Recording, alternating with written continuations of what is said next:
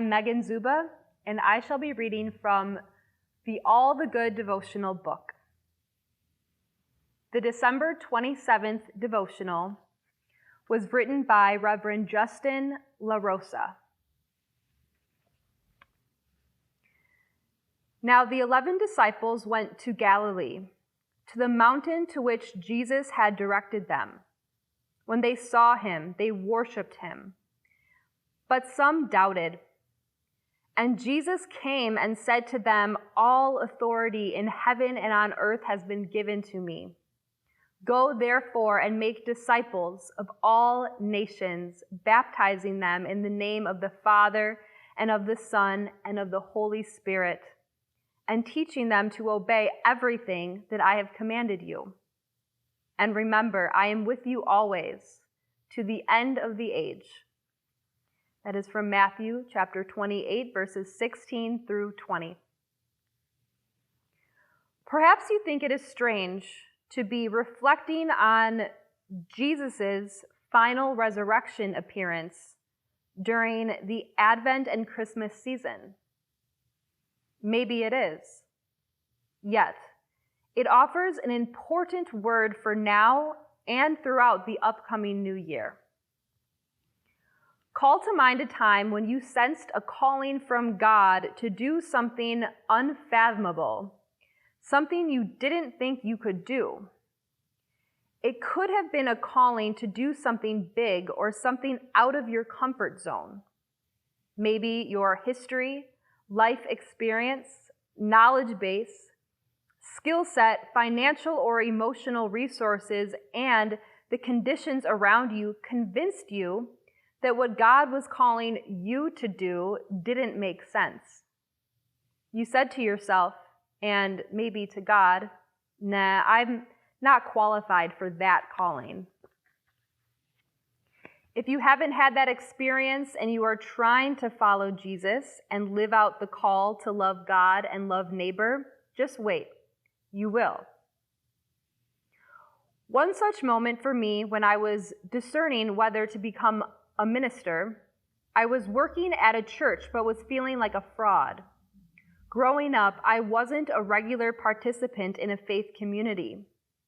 I didn't understand the church lingo or the culture and had no youth group memories from which to draw. I had a checkered past, had no formal Bible training, was in recovery from drugs and alcohol, and only recently had devoted my life to Jesus Christ. Not only was I way outside my comfort zone working at a church, I now was embarking on the long process of ordination, which included seminary while raising 2 young kids. As this was unfolding, I was approached and eventually offered a job to leave the church and lead a not-for-profit agency. I was much more qualified for it than for becoming a minister. Everything in my head said, "Take it and run." I was filled with doubt about being a spiritual leader. If I continued, I would be expected to lead people to a deeper relationship with Christ and the church. Preaching terrified me. I knew with certainty that I wasn't qualified to do that. During this unsettling and scary time, I met with a spiritual mentor who reminded me that God doesn't call the qualified. God qualifies the called. The disciples, minus Judas Iscariot, heard that message on that unnamed mountain in Galilee. Yet, going back to their previous lives would have been easier. Verse 17 of today's passage says they worshiped, but some doubted. Doubt was understandable, since by every measure they were the definition of unqualified. Jesus' last words to them were a monstrous, audacious calling that included instructions and a promise. They were to go out to people unlike them, make them disciples, and teach them to love God, others, and enemies. His promise that he'd be with them always. You are called to make God's love real in this world. Your experience, skill set, history, and conditions will suggest otherwise. You will doubt. Do it anyway. Doubt is part of the journey. Jesus Christ will never leave you.